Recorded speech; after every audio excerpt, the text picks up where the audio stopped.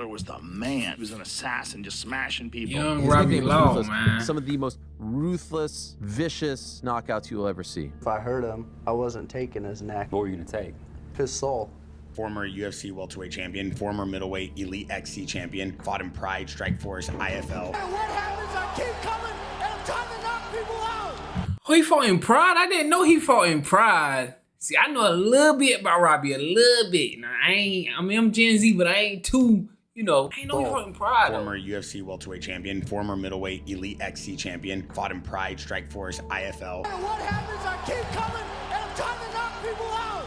People underestimate how high of a fight IQ you have. Oh! Because you were so violent.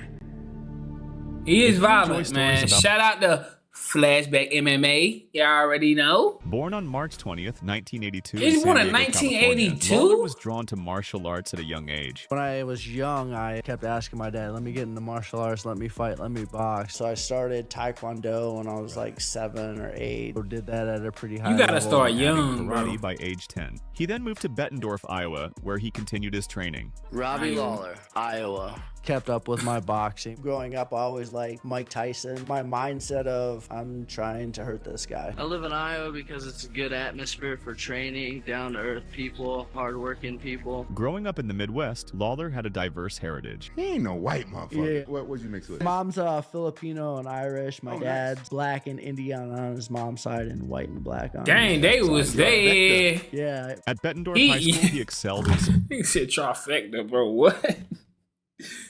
But nah, that's sports, crazy. competing in both football and wrestling. If I'm playing football, I'm like the guy who's trying to freaking smash you. Ferocious is kind of how I tried to do everything. He started wrestling in 7th grade. Middle school, started wrestling. Wrestled as much as I could. My whole thing that I'd always say was, wait until I figure out what these guys are doing. He earned all conference honors in football and all state honors in wrestling. I went to state 3 times, placed twice. By his mid-teens, Lawler's talent was spotted by famed trainer Pat Miletich, who took the 16-year-old under his wing. When I was a sophomore in high school, Pat Miletich brought like 5 fighters into our high school, and I'm like, hold on a second, what do you guys do? You're telling me this is wrestling and kicking and punching all rolled into one? Where can I sign up? Shit, I've been training my whole life for this. And then I started training with them like 16, just doing the kickboxing classes. By the time I was a junior in high school, I knew as soon as I graduated, that's what I was gonna do, and I just went full time in 2000. Lawler began training with Miletich Fighting Systems, an elite MMA camp, as soon as he graduated high school in 2000. Damn. This rigorous training set the stage for his entry into competitive fighting. And you had some killers, because you had Tim Sylvia was there, Matt Hughes. Jens Pulver. Pat was tough until the end. Hell yeah. He's still tough. If guys stayed around for more than a month, you were tough. I loved fighting, and I always got in fights growing up. Fighting's easy to me. I just enjoy the sport, the technical side. Being able to whoop somebody's ass is always nice.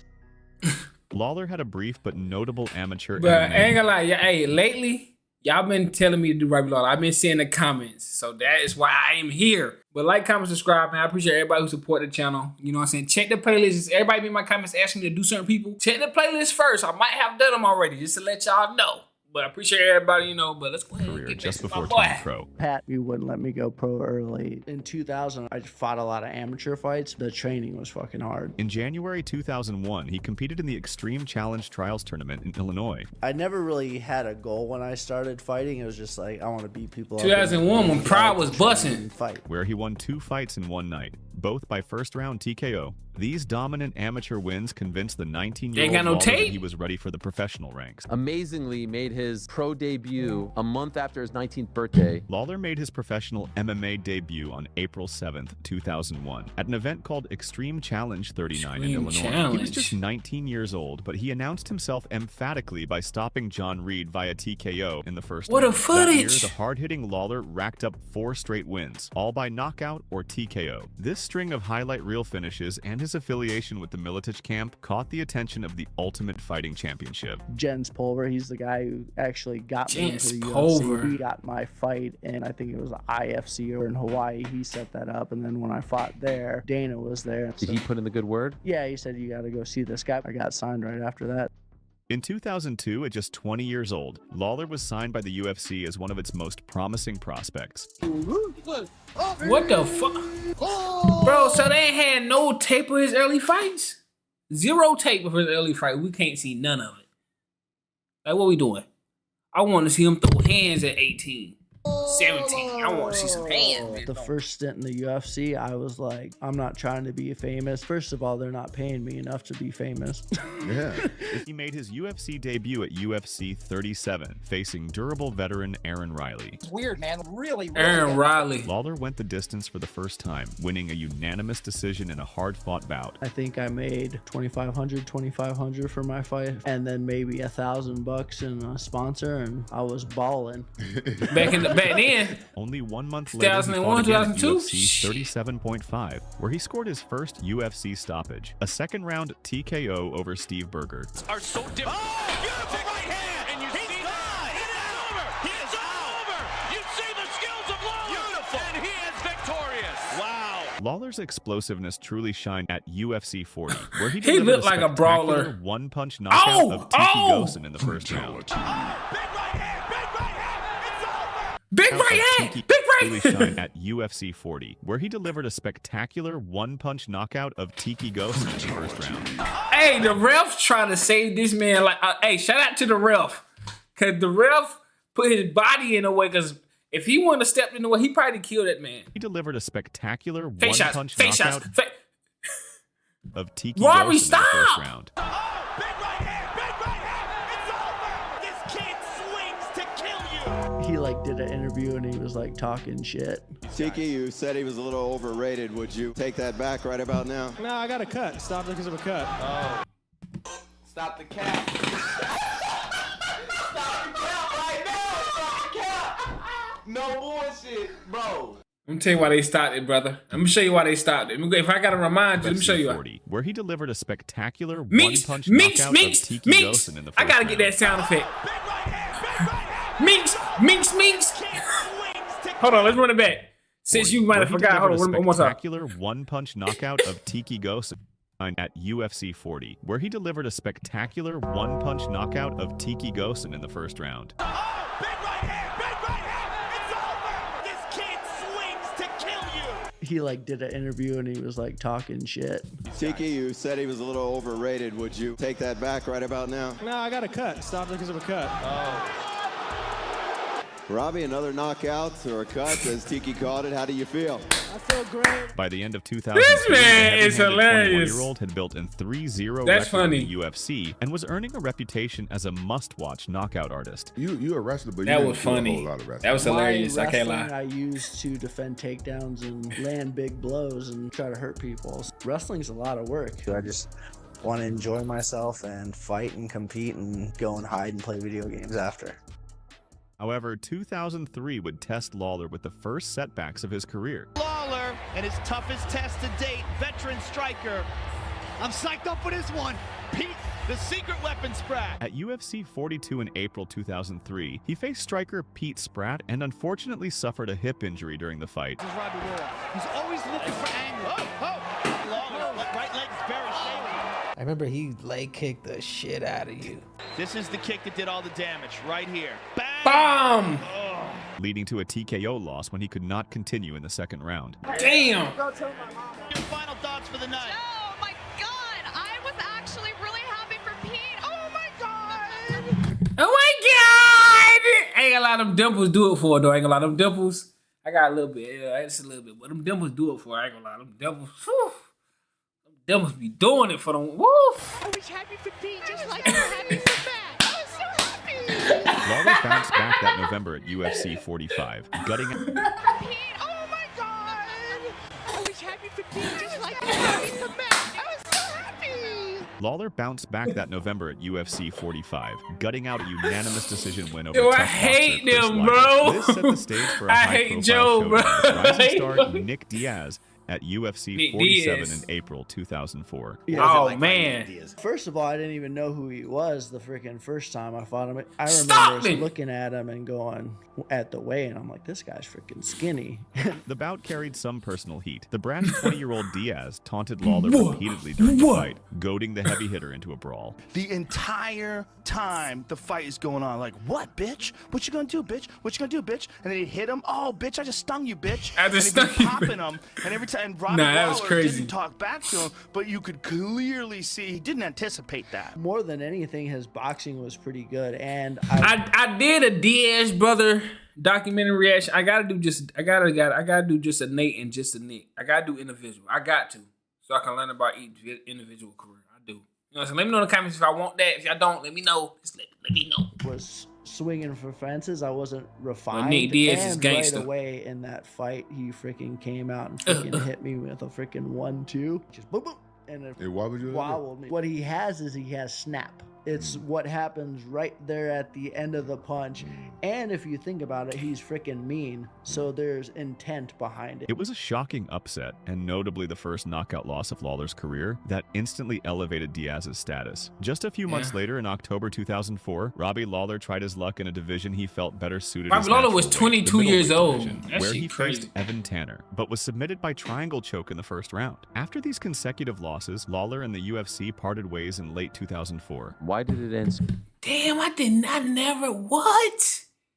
He got submitted by triangle choking and they let him go. I never knew that, bro. Dang. So quickly. I think it was like a 2-year run or so, right? Yeah, I just wasn't ready. I think I was out of there like 04. At only 22 years old, the Iowa Damn. brawler found himself at a crossroads, needing to rebuild his career outside the UFC. You didn't take it personally? No, like Chip on your shoulder? because it's sport.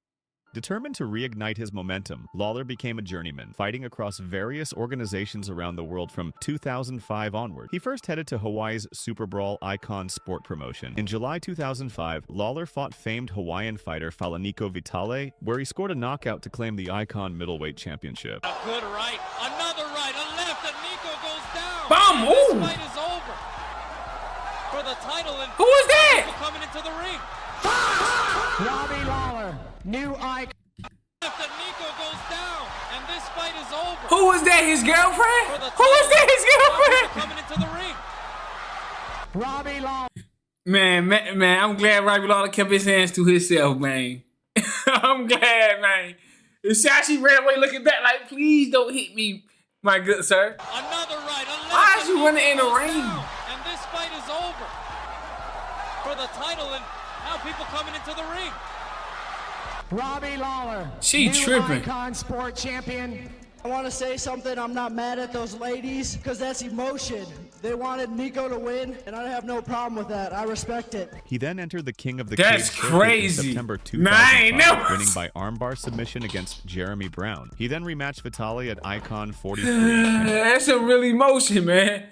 Hey, that is some real emotion. Handing him another knockout loss. His title reign was short-lived, however. Vitale at Icon 43, handing him another knockout loss. Oh my His title God. reign was short-lived, however. On September 2nd, 2006, Lawler faced the eccentric Jason Mayhem Miller in an Icon title defense. Miller managed to submit Lawler via arm triangle choke in the third round, handing Lawler a tough loss and taking the belt. It was a setback, but ruthless Robbie didn't slow down. Just weeks later, he received an offer to fight on a grand stage, Pride Fighting Championship. Pride. Welcome to Pride Fighting Championships in Las Vegas. Obviously, I'd watch all the Pride shows because to me that was like real fighting. Lawler competed at Pride 32 in Las Vegas, Pride's first event on U.S. soil. It was the first fight in the U.S. when they were basically coming over here, I think, to try to sell it to the UFC. He made the most of it, delivering a spectacular flying knee knockout of Joey Villaseñor just 22 seconds into the fight. I think, to try to sell it to the UFC. He made the most of it, delivering a spectacular flying knee knockout of Joey Villaseñor just 22 seconds into the fight. This emphatic win in a premier organization helped reestablish Lawler's name among top-level That fighters. was nasty, I ain't gonna lie. Robbie Lawler, victorious in incredibly impressive fashion. He then fought in the IFL in 2007, knocking out Pamplona in the third round. By now, Lawler had built a reputation for knockout power across multiple weight classes. In March 2007, he returned to Icon Sport in Nigga, Hawaii Robbie, and reclaimed their he big, middleweight man. title by Ow! knocking out Ow! UFC veteran Frank Trigg in the fourth round. Hawaii and reclaimed their middleweight title by knocking out UFC veteran Frank Trigg in the fourth round. In the Trig fight, you see me out there and I'm laughing. And the reason I'm laughing because they're doing something different than I am. They're freaking scoring points. To me, I'm laughing. I'm like, you're scoring points? I'm trying to beat the shit out of you. First middleweight to open belt, lose it, and come back.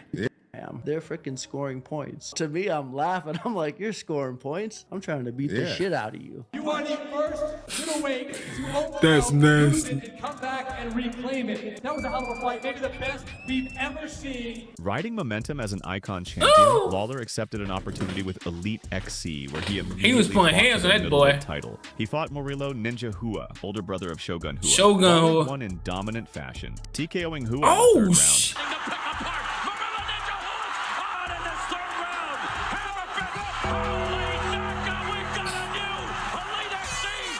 I ain't gonna lie. Robbie Lawler said, I choose violence today. Every day. Ruthless Robbie Lawler. You know, most people come to Hawaii to grab some sunshine. Ruthless Robbie Lawler comes to the islands to grab some gold. Now, as the Elite XC middleweight Oh champion, my God. Lawler was simultaneously a reigning title holder in 2 organizations. Despite the success, this period wasn't without hiccups and controversy.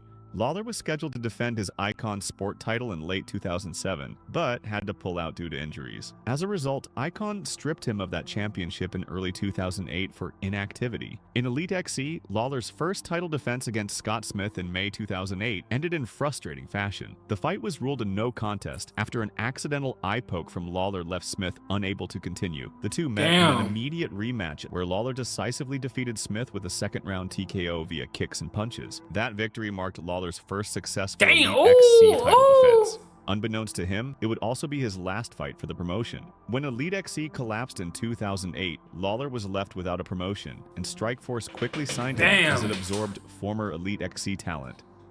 Lawler entered Strikeforce in 2009 and was thrown straight into elite competition. Hold on. So why UAC? So UFC just was like, nah, we still don't want him.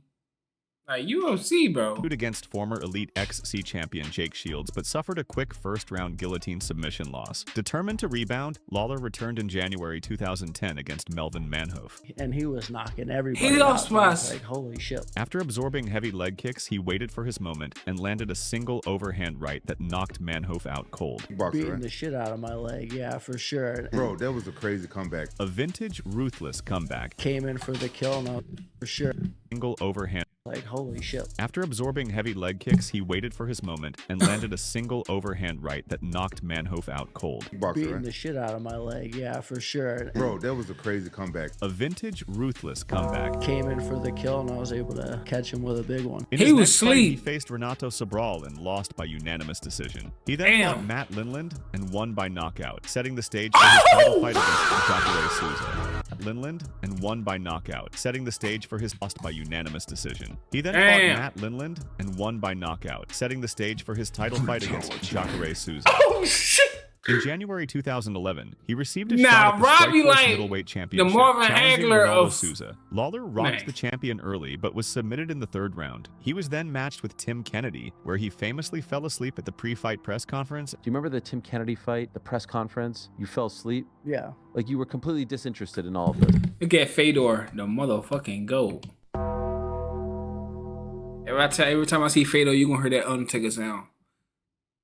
He put niggas to, yeah. But why he sleep though? Later lost the bout. After the Kennedy fight, Lawler went through a personal battle, questioning who he wanted to be as a fighter. After the Kennedy fight, I'm like, what the heck's the matter with me? Who am I? Like, why isn't the guy that I know I am showing up? Dissatisfied with his recent performances, he found new motivation and committed to getting into the best shape of his life, determined not to become just another name on the roster. Around this time, Lawler was cross-training at Extreme Couture, reflecting a period where he was searching for the right environment to revive his career. Who am I going to be? The guy who's fighting for a decent paycheck and just being another guy. So then I cleaned up my diet, just grinding hard workouts, doing my own thing. All right, get back to it. He rebounded with a highlight reel flying knee knockout of Adlan Amagov.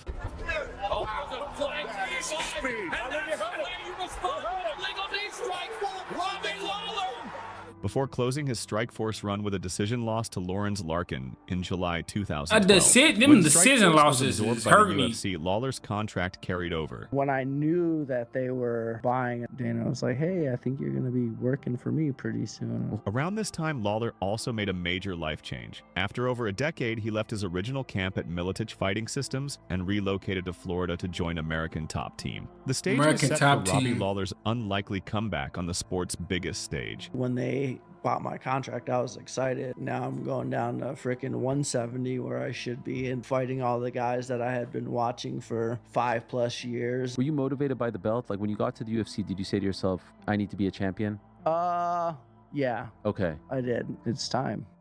In early 2013, Lawler re-signed with the UFC and dropped back to welterweight, immediately making an impact. The guy that showed up in the UFC in a different weight class at 170, you were a completely different person. Because they called it the true resurgence. And you freaking wrecked everyone.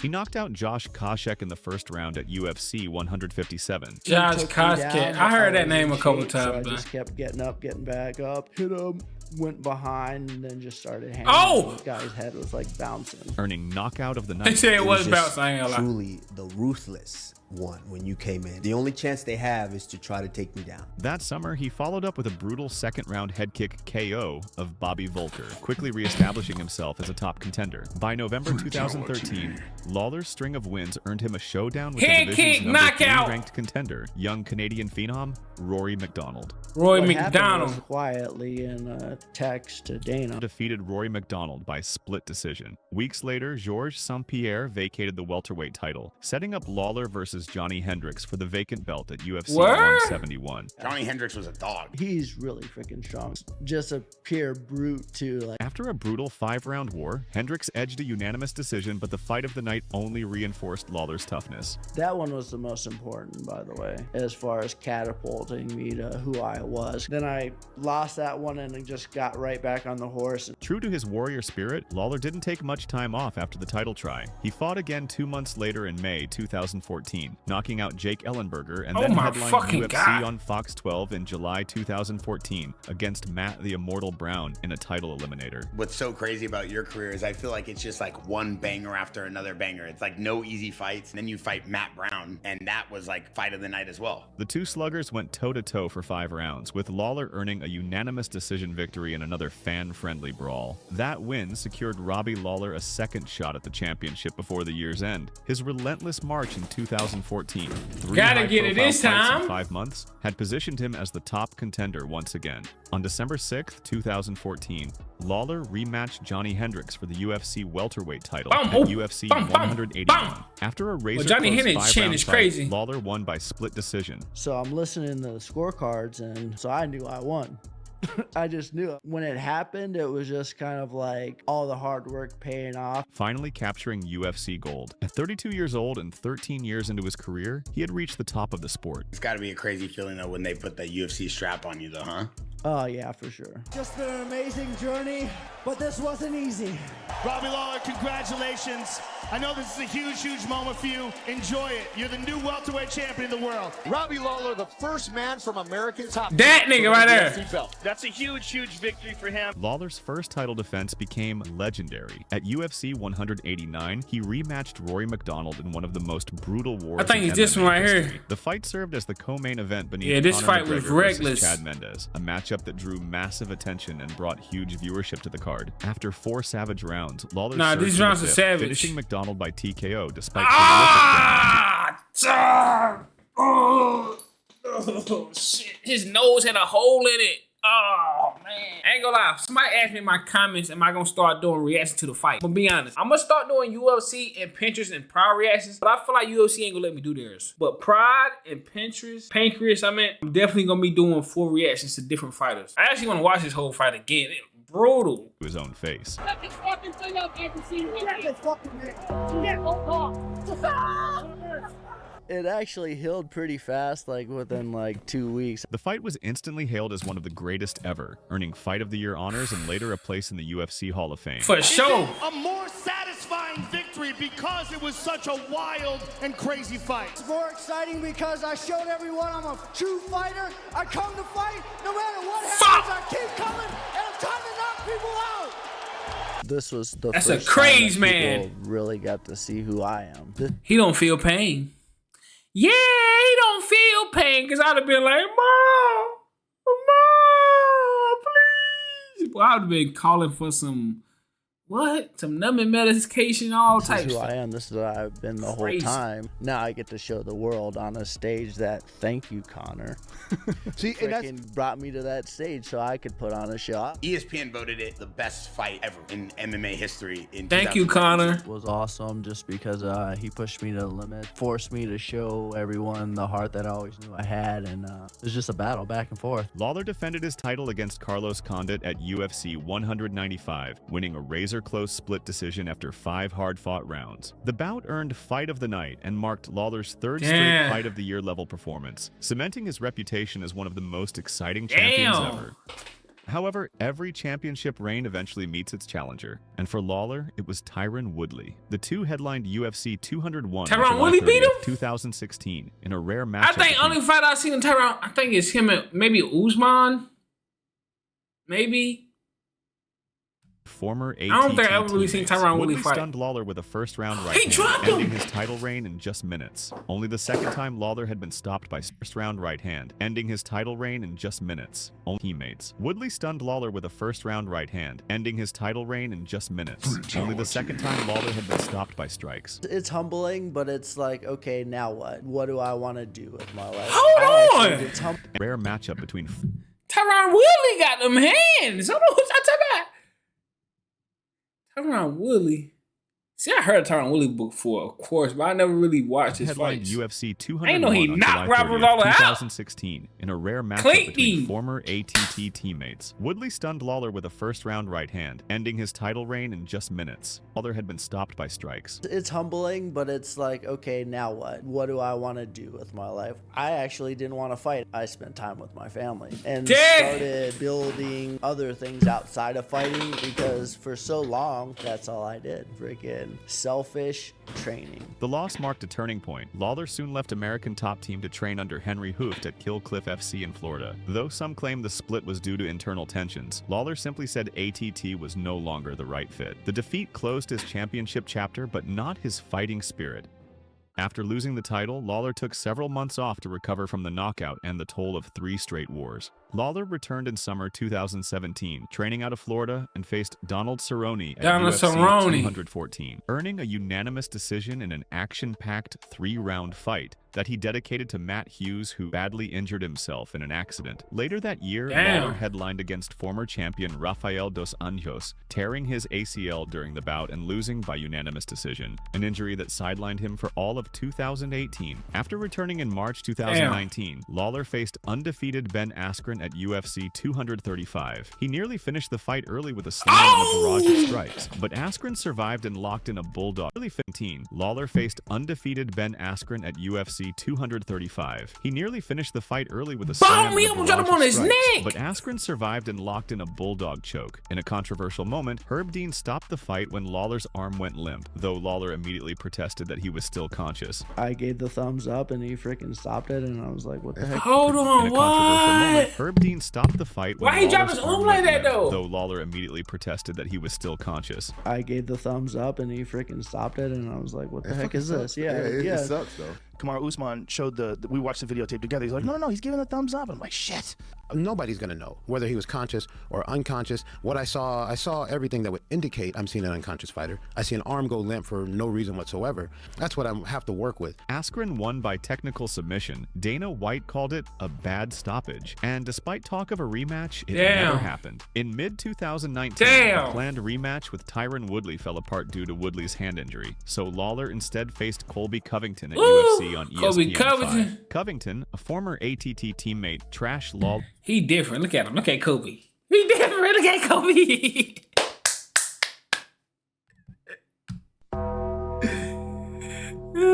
Let me know if I should do Kobe, man. Let me know. In the build-up, accusing him of quitting the gym because of a picture. He took his ball from the yard and left because of a picture. What picture? A picture they put up of Tyron Woodley getting his hand raised of when he beat Robbie Lawler. It was put up in the gym. Oh. That's exactly what happened. He got up in his feelings, started crying, and turned his back on all the people that helped him from the start. That's why he left the team, Ariel. Breaking news. here only on Ariel Hawani's show. The accusations from your opponent that you turned your back on American Top Team. I think it's just him talking. I don't really pay much attention, and I know why I left. That's all that matters. In the fight, Covington used relentless volume and wrestling to win a lopsided unanimous decision. Kobe did. handing Kobe Lawler different. His third straight loss. The losses were piling up, but Lawler wasn't finished. A planned fight with Santiago Ponzinibbio fell through in late 2019, and after COVID disrupted the schedule, Lawler returned in 2020 only to lose a decision to Neil Magny before an injury canceled a bout with Mike Perry. After a year away, Lawler came full circle with a long-awaited rematch against Nick Diaz at UFC 266 in 2021. I wasn't doing so well in fighting at the time, and he comes out of retirement and he freaking chose me. And I'm like, no.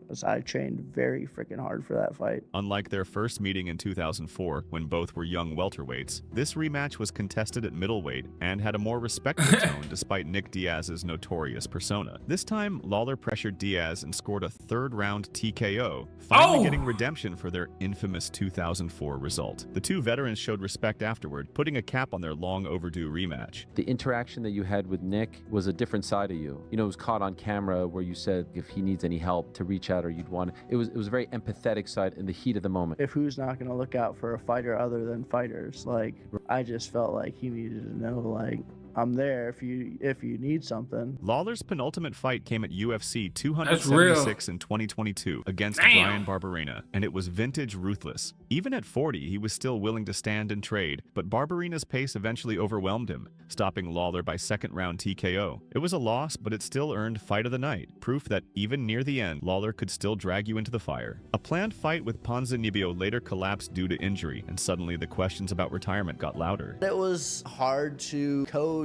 He don't even look like he's 40, bro. Just he look like he about 32. It was like, do I want to keep doing this? In 2023, Lawler chose to close the book on his own terms. With his legendary war against Rory McDonald heading into the Hall of Fame, he picked International Fight Week for one final moment. At UFC 290, he wrote the perfect final chapter. Final fight? Retirement fight? Yep, I think so. You think so? Yeah, you never know, right? But yeah, that's the feel I get. Stopping Nico Price in just 38 seconds.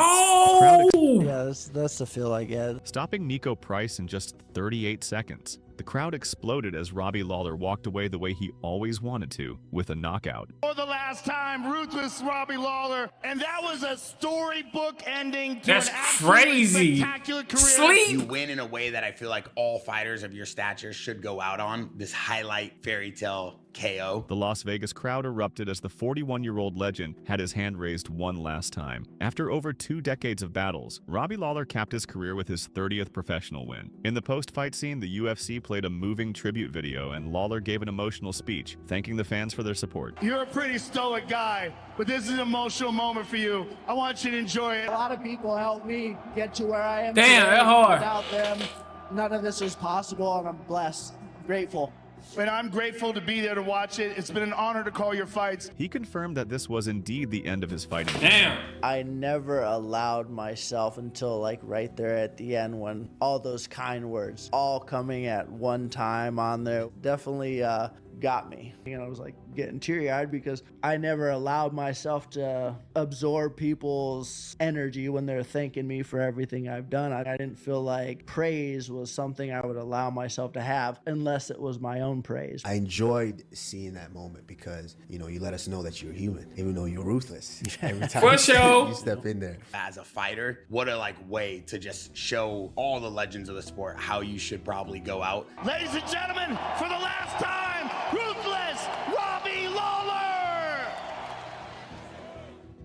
Robbie Lawler officially retired from MMA in July 2023, closing the book on a 22-year professional career that was as tumultuous as it was triumphant. In total, he amassed a 30-16-1 no-contest record, with 22 knockouts to his name. He competed in practically every major MMA organization of his era, from the UFC, Icon Sports, Pride, Elite XC, as well as Strikeforce, Pride, IFL, and King of the Cage. When you accomplish something, I don't think about the titles or this win or that win. win. I remember the faces that helped me get there, and that's the cool thing about this sport. Lawler's aggressive style and penchant for violence earned him a reputation as one of the most exciting fighters ever. He collected multiple Fight of the Year awards and delivered some of the sport's most unforgettable moments. Kind of look back on my career now that I'm retired, like not one single submission attempt in the UFC. I swear to God, you get hey, submitted, none. like, oh, you tricked me. Yeah. But if you get your ass beat, there's no trick into that. Lawler's legacy is forever entwined with that warrior ethos. Outside the cage, Robbie Lawler has been a low-key personality, far from the trash-talking norm. He married his wife Marcia in 2009, and the couple have a son together. Unlike many fighters, Lawler largely avoided outside-the-ring controversy and focused on what he does best, fighting. His stoic, no-nonsense demeanor made moments like his manic post-fight scream after the McDonald War all the more iconic. Even when provoked by talkative opponents like Nick Diaz and Colby Covington, Lawler rarely took the bait, letting his fists do the talking. How deep you go in fights, you don't see that too much anymore, and you definitely don't see the toughness that you've had. This professionalism and respect has made him a beloved figure among fellow fighters and fans alike. Since retiring, Lawler has expressed relief. They put him in the Hall of happiness Fame with yet? his decision.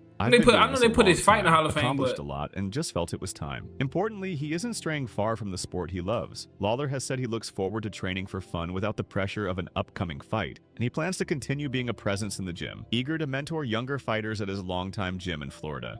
Yeah, Killcliff FC. So you're training fighters? Yeah. By transitioning into a coaching and mentoring role, Lawler is set to impart the same guidance that he once received as a teen from Pat Miletich, completing the circle of martial arts life. But I'm going to coach fighters and help other fighters because I didn't do all this on my own. I mean, a lot of people gave to me and showed me techniques, and MMA and that's how you do it, man. Arts in general is about giving back, and that's how you do it, man. In 2025, Robbie Lawler received one of the ultimate honors in combat sports. He was selected for induction into the UFC Hall of Fame, Modern Wing, recognizing his overall career achievements. Oh yeah. Seeing Robbie Lawler cry is a weird thing. You're one of the toughest human beings on earth. I bet you probably don't like to see yourself cry, right? I don't really mind. So he really like he be crying for it. Just, you know, like it's just like when you like a gladiator like that, bro. It's just like.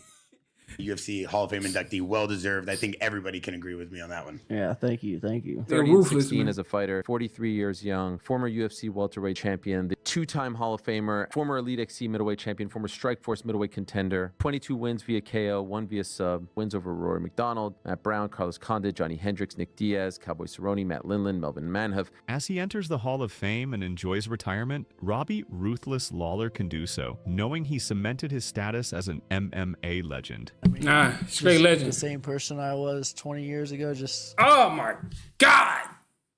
Now he a legend though. He's a legend. I'm glad I told him to react to Robbie though. I'm glad I told him to react to him. Yeah, that was a good. Yeah.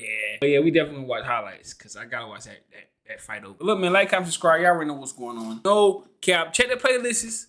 Check all the playlists for whatever y'all want to watch. You know what I'm saying? Tune in, sit down, eat your popcorn, and chill out. Watch me for a good hour or two. I'm gonna see y'all next one, man. No cap.